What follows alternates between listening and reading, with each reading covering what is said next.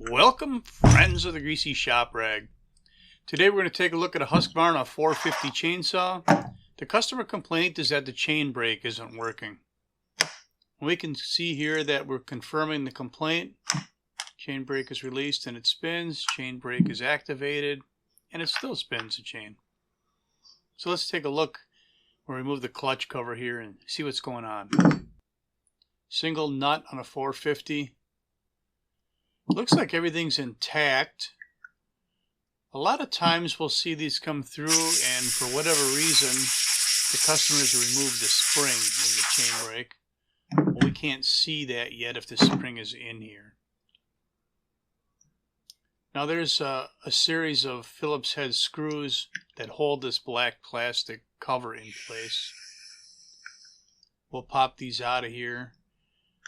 And you'll notice between the third and the fourth screw there's kind of a raised pin. There's a rubber grommet on that pin. And I don't know if I pointed out here or not. It's that little hump right before I got to that screw. In fact, this last piece comes off of here separate from the rest of the cover. It's like a chain guide. And then the whole cover comes off and that little black piece right there. You want to look at that. That's a guide and it lines up in the crankcase of the saw. So it helps keep that chain brake cover square. So this is a tool for resetting the chain brake. The tool comes with some saws.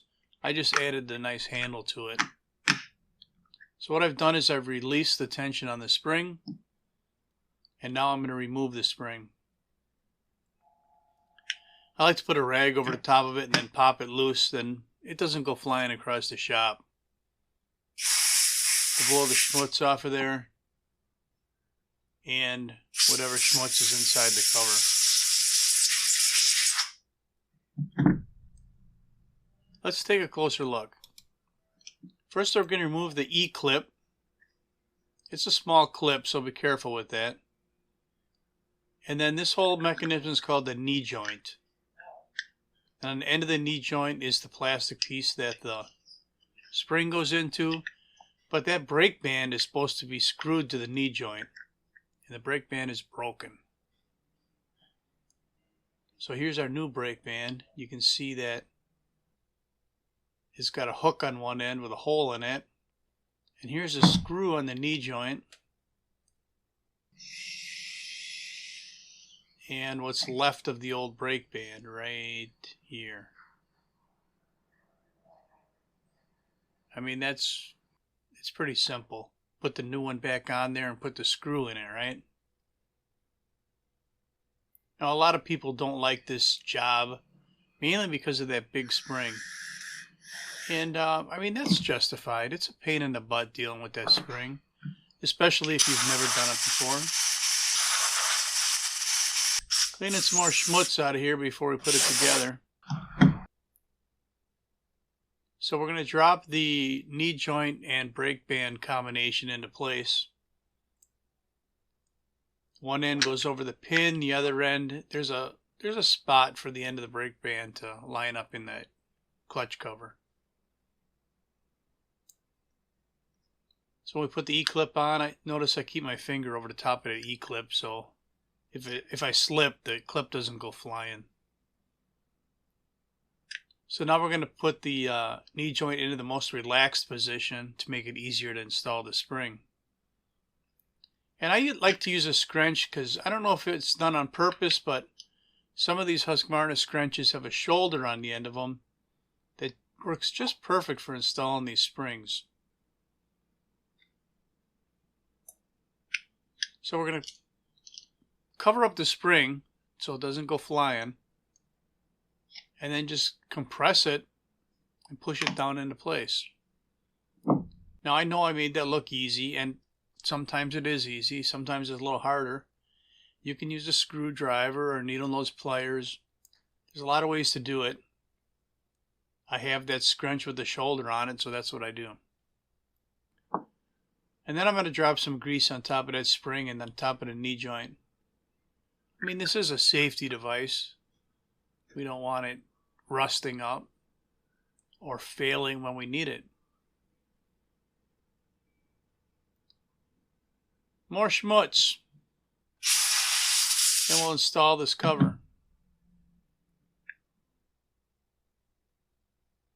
And I guess the best advice I can give is, once that spring is in there and compressed, and we're moving this thing around and whatever, putting this cover on, you want to get that cover on there kind of quick, just so you don't bump it and that spring goes flying.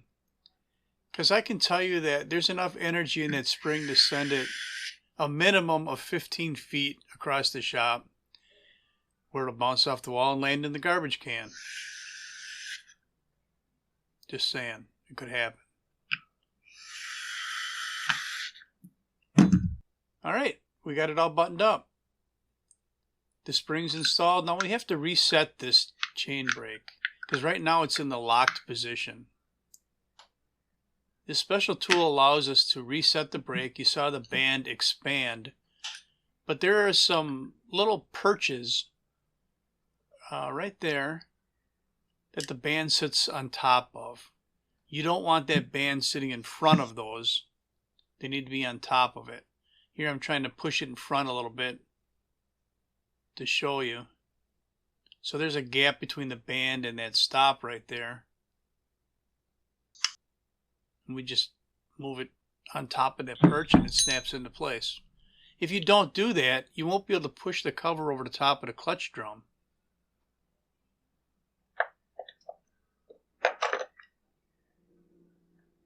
So we get things lined up here, and you can see the cover is going right over the drum.